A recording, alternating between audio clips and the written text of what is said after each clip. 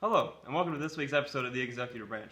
I'm your host, Zach Rich, with co-host Isaiah Walker. And today, we have our two candidates on the show for the Republican Party, Colby Vaughn, and for the Democratic Party, Ryan Jackson. All right, Mr. Vaughn, first question. What powers do you think the president should have, and what powers do you wish that he didn't have? Well, being the extreme Republican that I am, I just really think that the president shouldn't have any powers. Let's just completely disband the government while we're at it. Like, why don't we just completely get rid of the president and we just don't have any government? Because right now, the president's powers, he is way overstepping his boundaries. It is explicitly stated in the Constitution that he should not have this many powers. What powers do I think the president should have? All of them. The president should have all of them. He should be in control of the whole government, in control of everything. I think the president should not have any limitations, that is. So, yeah. If you become president, what kind of support do you expect from the White House, Congress, and your party? With the current support the government has, I feel like it gives power to them more. I feel like when I become president, I should have all the power. I should be able to, support myself in what I want to do. Because I'm going to be the president, and you guys should have absolute trust of what I'm going to do anyway. All right, well, right now, I have 100%. My party is behind me completely, so I'm not worried about my party. I think the White House, if I become elected, the White House will probably support me.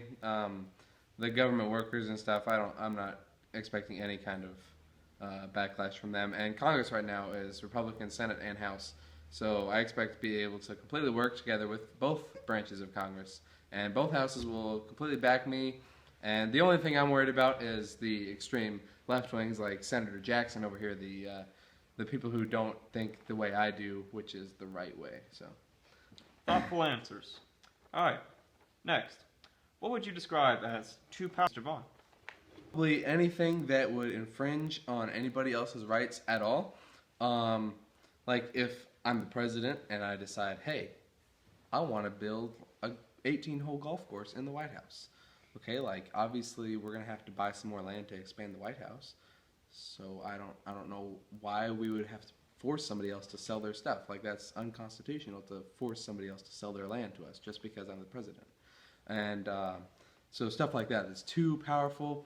Really, just anything that affects other people will be too powerful. What do you all think about executive agreements? Yay or nay? I say nay because a executive agreement is an agreement between the president and the head of the foreign state.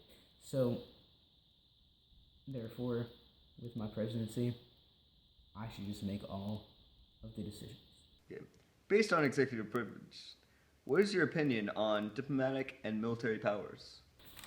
The citizens should become concerned when the president begins to act like a dictator and has more power than they deem necessary, because it is a democracy, and that means that the citizens should be able to determine how much president power he has, not the president determine how much power he gets.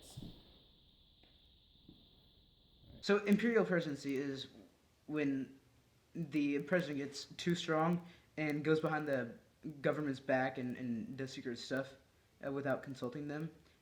I would never do that, of course, because, you guys voted for me, and so... Line item vetoes are completely and utterly unconstitutional. They have no place in government because it's going behind Congress's back. It's not allowing them to have a representative voice, and it's taking away the voice of the people. So line item vetoes are big, bad no. War. What do you think about undeclared war? We need to just blow up everybody. If there's a terrorist in Afghanistan, nuke them. Terrorist in Iraq, nuke them. If we need oil, just come out and say it. We need the oil. Nuke them and take their oil. I don't care what the reason is. Just use our nuclear force. We have the most in the world. Just really terrorize all the other countries because America. War is good. There should be more peace treaties, and guns are bad. Okay.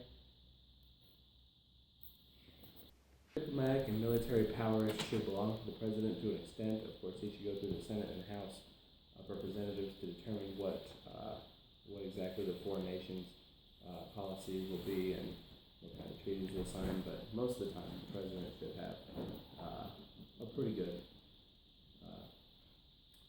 foreign policies. What is an executive agreement?